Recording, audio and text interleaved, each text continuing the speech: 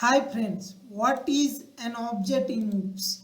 So object is a class type variable or a class instance. What is mean by class type variable? Let me explain to you. Suppose if you assign 5 to variable A, then what Python will do? So Python will know 5 is an int type variable. So it will create an object of class int.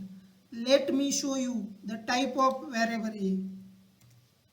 See, its type is class int. Similarly, when you create any object of a class, then that object will be the variable of that class type. When you create an object, Python will assign necessary memory required to store the data of the variables. So each object has its own copy of data members defined in the class. That is object in OOPS. Thank you.